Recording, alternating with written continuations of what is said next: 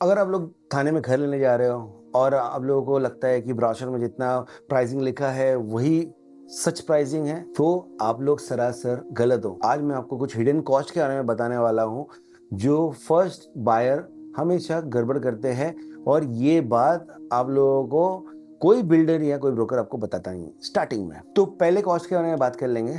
तो पहला कॉस्ट आ जाता है आपके ऊपर। सबसे मतलब बोलते हैं ना, ये चीज़ मुझे तो बहुत ही अजीब लगता है। आप लोगों को क्या लगता है, आप बताओ मुझे। आई नो अभी मतलब गवर्नमेंट के चार्जेस है, नो डाउट। आप मुझे बताओ कि आप जब घर लेने जाते हो, घर आता है 50 लाख का, ठीक है।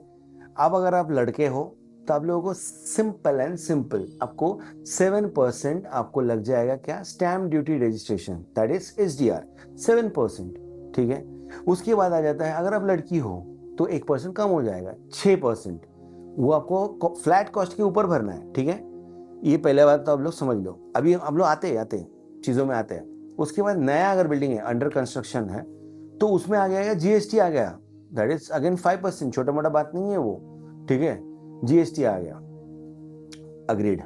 अब क्या हो जाता है, बहुत सारे बिल्डर्स क्या करते हैं, ऑल इंक्लूसिव, ठीक है।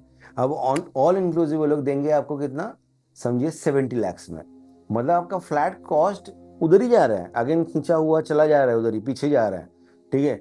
फ्लैट कॉस्ट उतने में नहीं आ रहा है। जब आपको वो लोग एग्रीमेंट वैल्यू देंगे ना, that is your flat cost. मतलब एग्रीमेंट वैल्यू में जो एक्चुअल लिखा रहेगा वो है आपका फ्लैट कॉस्ट। मतलब आप जो अब अगर समझो, ये जो मैंने बोला आंकड़ा, ये जब हटा दोगे एट दैट टाइम आके जहां पर वो रुकेगा, at that is your flat cost.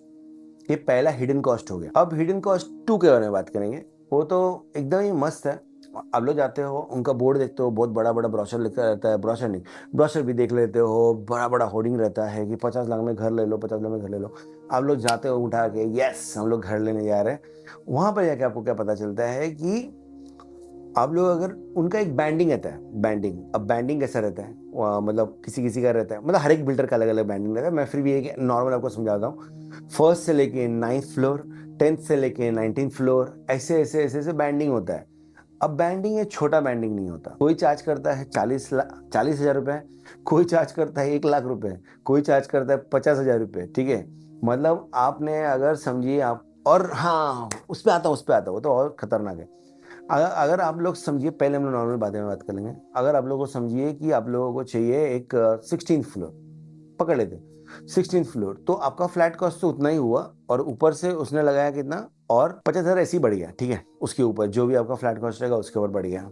अब क्या आ जाता है, जैसे अब लोग जाते हो ना, ये लोग क्या करते हैं ना, जो स्टार्टिंग स्टार्टिंग के फ्लोर है ना, ये लोग अभी पहले से रिजर्व करके रखता है। अब ये मुझे लगता है, ठीक है, रिजर्व करके, क्योंकि मैं बहुत जगह पर गया हूँ, सेम चीजें हुई है मेरे साथ, सेम चीजें। वो लोग क्या बोलते हैं, टॉप फ्लोर खाली है, 26th फ्लोर।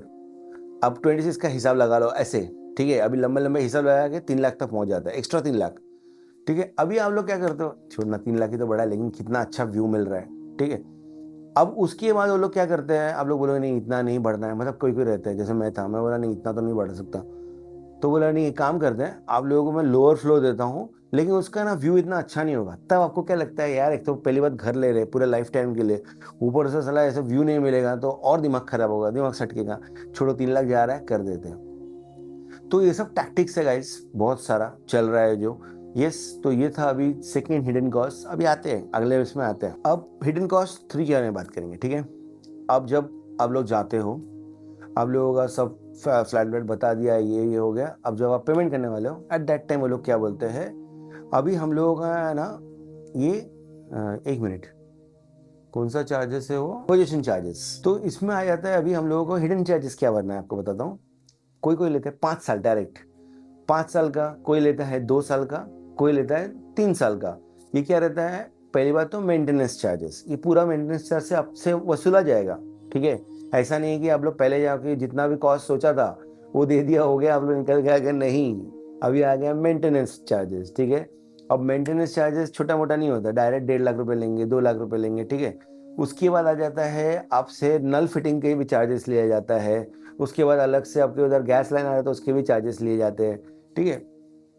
तो ये सब हिडन चार्जेस है। ऐसा नहीं है कि आप लोगों ने जो बोर्डिंग पे देखा है, आई मीन होर्डिंग पे जो देखा है कि जाके हाँ 50 लाख का घर मिल रहा है, नहीं, इसके ऊपर ये सब चार्जेस है, ठीक है।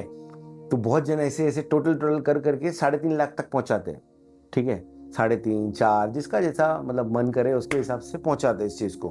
अब नल का भी चार्जेस हम लोग से लेंगे, वो सिंपल मैटर है क्योंकि हम लोग यूज़ करने वाले। ऊपर से और एक चीज़, पार्किंग का वादा, अरे हम लोग को पार्किंग दे देंगे, आपको कोई टेंशन नहीं है, आपके इसमें आ जाएगा, पार्किंग के चार्जेस नहीं लगेंगे ये वो। उसके बाद जो एग्रीमेंट रहता है उस पर लिखा रहता है पार्किंग सब्जेक्ट टू अवेलेबिलिटी, ठीक है, उस पर लिखा रहता है। तो वो भी एक बहुत बड़ा सीन है। तो ये सब सीन बहुत ज़्यादा है। और पार्किंग तो आप लोगों को देख के ही लेना चाहिए। अगर आप छोटा ले रहे हो या बड़ा ले रहे हो, अगर आप लोग आज सोचोगे अरे कोई बात नहीं ये हो जाएगा, आप लोग अगर रोड पे खड़े रहने के लिए तैयार हो, आपकी जो भी कार रहेगी या ये रहेगा, बाइक का तो हो जाता है, बाइक का बहुत जगह रहता है, इधर उधर पार्क कर सकते हैं। लेकिन अगर हाँ आप लोग ने जाके अगर समझो कि कुछ दिन बाद अच्छा गाड़ी लेने का सोचा तो वो गाड़ी रोड पे पड़ी रहेगी। तो यस, ये भी एक चीज सोचने वाली बात है। हिडन कॉस्ट की बात करेंगे ना अगर फोर्थ की, तो ये समझने वाली बात है, ठीक है, चलो हम लोग समझ सकते हैं कि जब फ्लैट मिलता है आपको कोरा फ्लैट मिलता है। कोरा फ्लैट इन द सेंस में ये एड अप होगा, लेकिन आपके मनी से एड अप होगा, राइट। ये आप लोग ऐसा मत सोचो कि ये हुआ। तो आप लोगों को जब एक घर मिलता है दैट इज एकदम कोरा फ्लैट, कुछ भी नहीं रहता उसमें, कुछ भी नहीं रहता। आपको ग्रिल आपको लगाना है, छोटा बात नहीं है वो, एक ग्रिल तीन, अगर आप लोगों के घर पे 3 विंडो है, सिर्फ विंडो का बात कर रहा हूँ, तो विंडो में भी आपका 20,000 रुपये घुस जाएगा उसमें, ठीक है। अगर आप लोगों को क्या बोलते हैं उसको, किचन बनाना है, आपको तो पता ही है आजकल किचन कितने का मिलता है, 1.5 लाख तो कम से कम पकड़ के चलो, सबसे कम 1.5 लाख रुपए का किचन बन गया। उसके बाद आप लोग सोचोगे कि चलो बेड लगाते हैं, ये लगाते हैं, वो लगाते हैं, लगा लगा के आप लोग डायरेक्ट एक नॉर्मल खर्चा करके भी 5 लाख रुपए खर्चा कर देते हो। तो बहुत सारी चीज़ें हैं, बहुत सारे। तो ये सब बैठ के आप लोगों को वो करना चाहिए, मतलब एक एक चीज़ नहीं है ऐसी होर्डिंग पे देख लिया हम लोगों ने घर बुक कर दिया, ये सब नहीं होता। बहुत सारी चीज़ होता है। जैसे हम लोग अगर बाइक खरीदे तो हो गया, बाइक लेके आए, चला रहे, खत्म हो गया, चलाते चलाते उसके अंदर पेट्रोल डालो, चलाते नहीं। इसमें बहुत सारी चीज़ें हैं, बहुत सारी चीज़ें हैं, मतलब क्या ही बोले।